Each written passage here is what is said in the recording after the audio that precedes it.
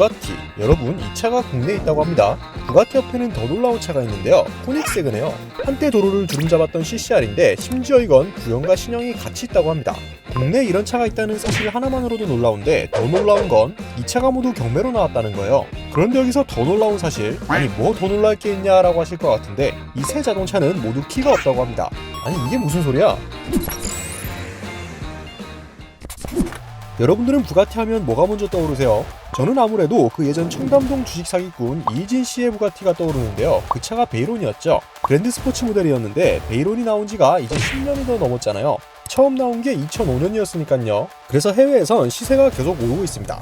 상태에 따라 20억부터 많게는 30억이 넘는 어마무시한 수준이죠. 그런데 놀랍게도 방금 보여드렸다시피 베이론이 국내에 존재한다고 합니다. 그것도 2006년식 오리지널 베이론이 말이죠. 사진을 보시다시피 베이론의 대표 컬러라고 할 수 있는 레드블랙 조합이죠. 실내는 거의 뭐 새 차 수준인 것 같습니다. 그런데 이 차가 경매에 나와서 화제입니다. 정확하게는 공매죠. 공공기관이 강제적으로 매각을 하는 건데요. 놀라운 게 베이론뿐만 아니라 이렇게 코닉세그도 올라와 있습니다. 두 대나요? 이 차들도 지금 주행조차 거의 하지 않은 상태로 보이죠. 가격을 보면 베이론은 입찰가가 19억 5천만 원, 코닉세그는 4억 원대입니다. 이런 차가 공매로 나온 게 정말 놀랍죠. 분명 무슨 복잡한 사연이 있어 보이는데 알아보니 정말 복잡했습니다. 거의 10년 동안 방치가 된 차더라고요. 이게 어떻게 된 거냐면요. 딱 10년 전으로 돌아가서요. 당시 세상을 떠들썩하게 만들었던 저축은행 영업정지 사건을 봐야 됩니다. 당시 금융계를 떠들썩하게 만들 정도로 파장이 컸죠.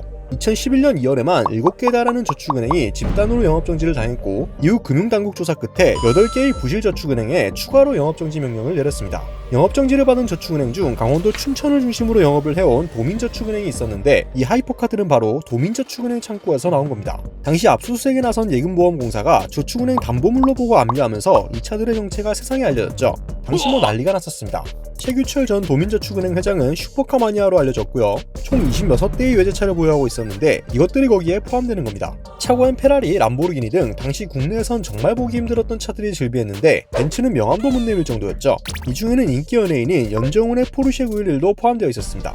한때 포르쉐 리스 사기 사건으로 기사도 떴었는데 연정훈이 리스로 타고 다니던 포르쉐를 도난당한 뒤 이 차가 도민저축은행의 창고에서 발견되는 사건이었습니다. 예금보험공사는 차량 압류 뒤 13대의 차는 소유주라고 주장하는 사람들에게 넘겼고요. 10대는 경매 및 공매를 통해 처분의 공적 자금을 회수했습니다. 그리고 남은 차가 오늘의 주인공 세대인데요. 이 차들은 아직도 팔지 못하고 방치되어 있었던 이유가 법률적인 절차가 끝나지 않았기 때문인데요. 불법 대출과 관련해 검찰에서 수사 중인 사건의 증거물이었기 때문입니다. 거기에 최 전 회장이 이 차의 소유가 본인 것이라고 주장하며 가안부 신청까지 했는데요. 그의 말에 따르면 슈퍼카들은 저축은행과는 관련이 없으며 자신의 인맥을 활용해 저축은행과는 별개로 자동차 수입 판매상을 병행하고 있었다고 합니다. 놀라운 건 소유권을 주장하면서도 자동차 키는 어디 있는지 모른다고 버티고 있다는 건데요. 일반적인 차 같으면 키를 새로 만들면 그만이지만 부가티와 코닉세그 같은 하이퍼카는 키 가격도 매우 비싼 데다 국내선 제작조차 불가능합니다. 부가티에 따르면 키를 만들려면 일본으로 차를 옮겨 키박스 부분만 통째로 뜯어내 새로 만들어야 한다고 하는데요. 키 제작 비용에 운송비, 보험료까지 합치면 수억 원이 들어갑니다. 이러니 매각을 할 수가 없었죠. 좀 놀라운 건 하이퍼카 세대 소유권을 놓고 소송전을 벌인 결과 2019년 최 전 회장이 승소했다는 겁니다. 1심에서는 예금보험공사에 손을 들어줬지만 2심 재판부는 최 전 회장이 승소했습니다. 이 차들의 소유권이 최 전 회장에게 있다고 본 거죠. 즉 예금보험공사는 소유권을 정확하게 확인하지 않은 채 도민저축은행의 담보물로 보고 압류 후 경매하게 된 겁니다. 하지만 그 이후 2년간 별다른 소식이 들려오지 않다가 이번에 경매로 등장한 건데요. 자산 구분이 금융권 담보재산으로 나와 있으며 집행기관인 도민저축은행이 양도담보권을 실행해 매각한다고 합니다.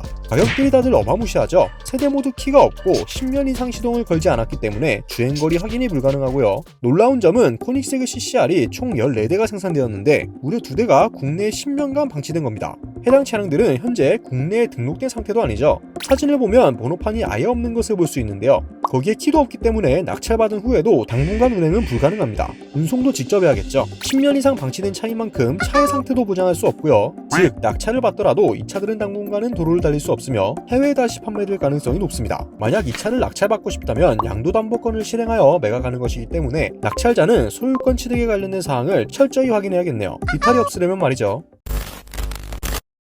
오늘은 공매로 등장한 하이퍼카 소식을 전해드렸는데요. 누군가는 서민들의 피눈물이다, 최 전 회장을 꼭 처벌해달라고 외치기도 했는데 저희 독자 여러분들은 어떻게 생각하시는지 댓글로 다양한 의견들 나눠주시면 좋을 것 같습니다. 오토포스트 이슈플러스였습니다.